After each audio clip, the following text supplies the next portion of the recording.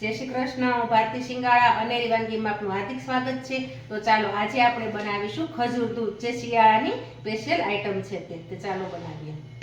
तो आपणी जो सामग्री अहींया खजूर दूधनी तैयार है। तो अहींया मैं 500 ग्राम लीधुं छे दूध, अमूल गोल्ड आवे ए लीधुं छे अने तमे घरनुं पण वापरी शको छो। अने अहींया मैं लीधो छे खजूर मैं लीधो छे 150 ग्राम।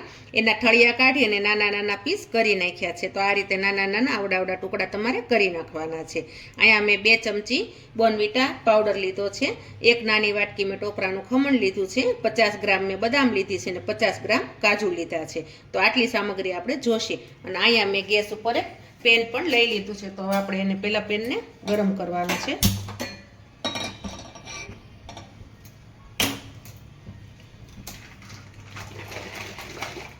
पछी आपणे एमां दूध उमेरवानुं छे। पहेला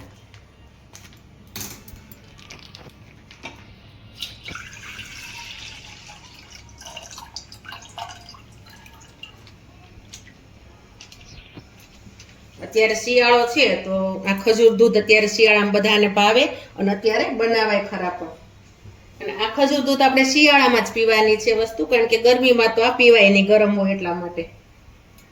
तो आपणे आ दूधने थोड़ी वार गरम थवा देवानुं छे। थोड़ुं गरम थाय ने पछी आपणे एनी अंदर खजूर नाखवानो छे, એટલે थोड़ी वार आपणे એને गरम थवा दઈએ।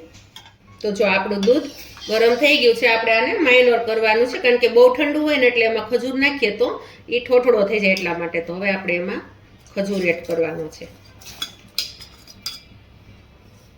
હવે આપણે આને ખજૂર નાખી દીધો છે એટલે આ દૂધને આપણે ઉકાળવાનું છે, કારણ કે ખજૂર પોચો ન થાય ને ત્યાં સુધી આને ઉકાળવાનો છે। અને આ રીતે આપણે એને સતત હલાવતું રહેવાનું છે। એનું ધ્યાન રાખવાનું છે કે નીચે દાજી ન જાય અથવા ઉભરાઈ ન જાય। દૂધ છે એટલે ઉભરો બહુ જ આવે, એટલા માટે તમારે આ રીતે એને ધીમે ધીમે હલાવતું રહેવાનું છે। થોડી વાર આને આવી રીતે હલાવશો એટલે એકદમ ખજૂર આપણો પોચો થઈ જશે। તો થોડી વાર આ રીતે હું એને ગરમ કરું છું।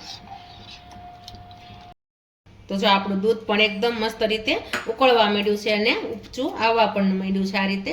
તો જો આવું આપણું દૂધ એકદમ ઉકળી જશે અને ખજૂર પણ એકદમ મસ્ત રીતે મેશ થઈ જશે અંદર। અને જો કલર પણ ફરી ગયો, તમે જોઈ શકો છો કે આનો કલર ફરી ગયો છે દૂધનો। એટલે ખજૂર આ રીતે આપણે અંદર મેશ થઈ જશે અને ગળી જશે એટલે આપણો કલર ફરી જશે। એટલે તમે જોઈ શકશો કે આપણું આ ખજૂર દૂધ તૈયાર।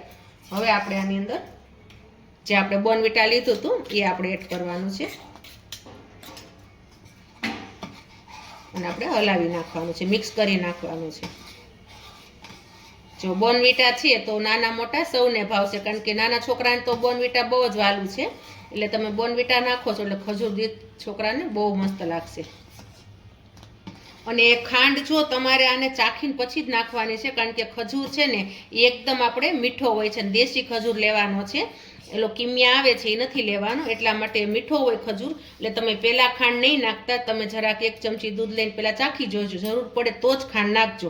એટલે મેં અત્યારે ખાંડ તમને નથી બતાવી। તો જો આપણે આ મસ્ત રીતે બોર્નવિટા પણ ઉકળી ગયું છે। તો હવે આપણે એની અંદર આ કાજુ બદામ લીધા હતા એ આપણે એડ કરશું આ રીતે। તો આપણું આ ખજૂર દૂધ તૈયાર થઈ ગયું છે। હવે આપણે ગેસને બંધ કરી દેવાનો છે અને આપણે આને નીચે ઉતારી લેશું। જો આપણું આ ખજૂર દૂધ મસ્ત રીતે બની ગયું છે। જો ઘાટું કેટલું મસ્ત થયું છે કે તમે જોઈ શકો છો, બહુ સરસ થઈ ગયું છે। એટલે આપણે રબડી જે હોય છે દૂધની એવું જ લાગશે। તો આપણું ખજૂર દૂધ તૈયાર।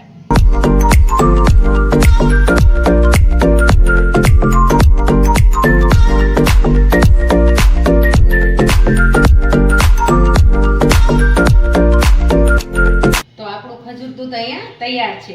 તો તમે જરૂરથી મારી રેસીપી ટ્રાય કરજો, વિડીયોને લાઈક કરજો, શેર કરજો, સબસ્ક્રાઈબ કરજો। જય શ્રી કૃષ્ણ।